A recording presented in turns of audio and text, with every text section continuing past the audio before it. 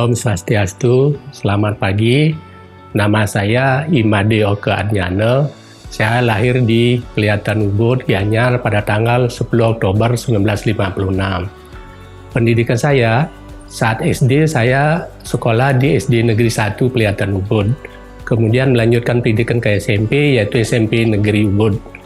Kemudian saya melanjutkan pendidikan di SMA, yaitu SMA Negeri 1 Denpasar. Selanjutnya saya kuliah di Fakultas Kedokteran Universitas Udayana dan tamat pada tahun 1983. Setelah tamat, saya sempat bekerja di provinsi termuda waktu itu di daerah Timur Timur. Ya. Pada saat itu, meskipun Timur Timur sudah menjadi wilayah Indonesia, tapi masih ada beberapa mungkin yang belum puas, sehingga waktu itu daerah Timur Timur masih ada pergolakan. Pengalaman saya bekerja di sana yaitu saya itu waktu bekerja di sana masih karena pergolakan, saya dikawal oleh 12 orang tentara dari Linut 100.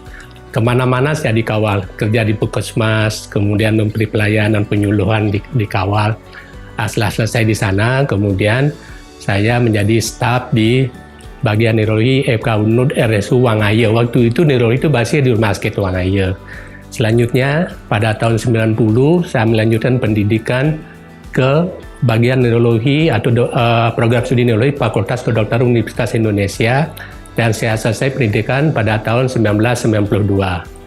Pada tahun 2009 saya menerima gelar konsultan di bidang nyeri kepala dari Kolegium Nasional Indonesia. Selanjutnya pada tahun 2014 saya melanjutkan pendidikan program doktoral di Ilmu Kesehatan Biomedik Fakultas Kedokteran Universitas Udayana, dan saya tamat pada tahun 2017. Saat ini saya menjabat sebagai Ketua Departemen Neurologi FK Unut RSUP Sanglah Denpasar, yaitu mulai tahun 2018 sampai 2022.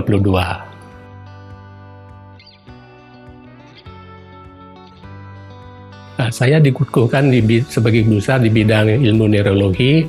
Adapun yang akan saya tekankan pada orasi ilmiah itu yaitu hubungan stres dan nyeri kepala, serta peran yoga dalam penelaksanaannya pada masa pandemi COVID-19 ini. Kenapa saya tekankan stres di sini? Karena antara stres dan nyeri kepala punya hubungan timbal balik, bidireksional. Ya. Stres itu bisa sebagai faktor predisposisi nyeri kepala, kemudian stres juga bisa sebagai pencetus nyeri kepala.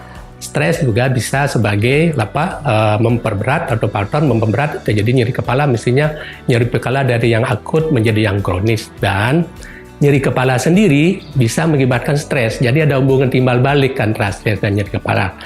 Terutama pada pandemi COVID-19 ini ada beberapa penelitian yang meneliti pada penderita nyeri kepala dengan COVID yang positif dan COVID yang negatif.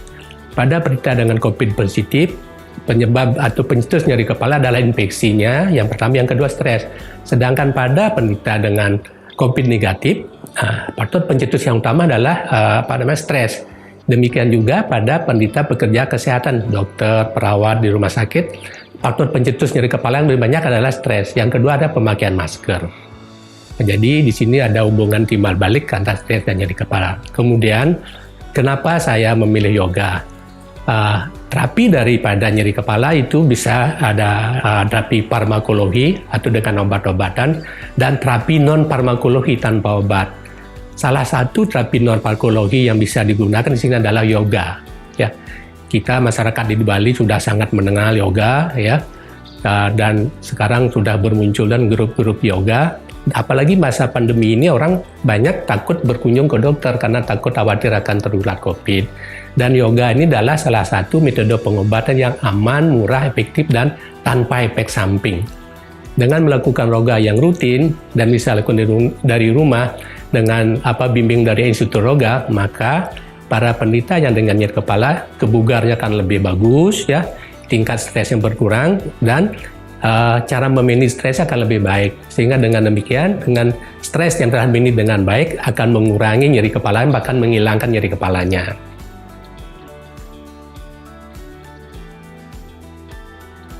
Ya, dari penelitian-penelitian di luar negeri, yoga itu apabila dilakukan secara teratur akan bisa mengurangi nyeri kepala, baik itu intensitas nyerinya, durasinya, maupun frekuensi nyeri kepalanya.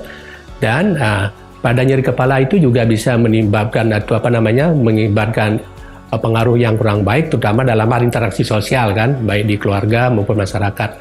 Dan itu telah terbukti juga dengan yoga, itu akan bisa memperbaiki, saya bilang tadi ada intensitas nyeri kepala, frekuensi, beratnya, dan kualitas hidup daripada penderita dengan nyeri kepala dengan berlatih yoga akan lebih baik.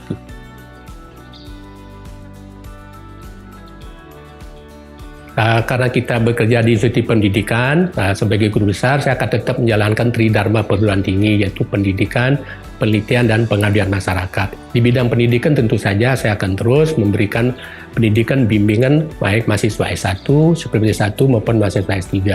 Sedangkan di bidang penelitian, saya akan mengutamakan penelitian terutama mengenai data epidemiologi. Karena apa? Karena kita sangat kurang punya data-data epidemiologi. Apalagi dengan perkembangan media sosial, mendapatkan data epidemiologi itu bisa melakukan lewat media sosial, misalnya dengan Google Drive itu.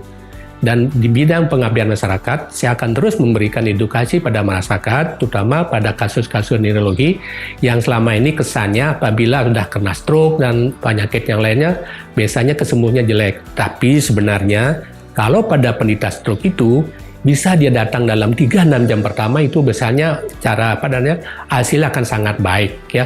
Itu kita bisa berikan obat-obat untuk terutama pada stroke yang penyumbatan untuk memecah persumbatannya sehingga aliran darahnya akan lancar lagi.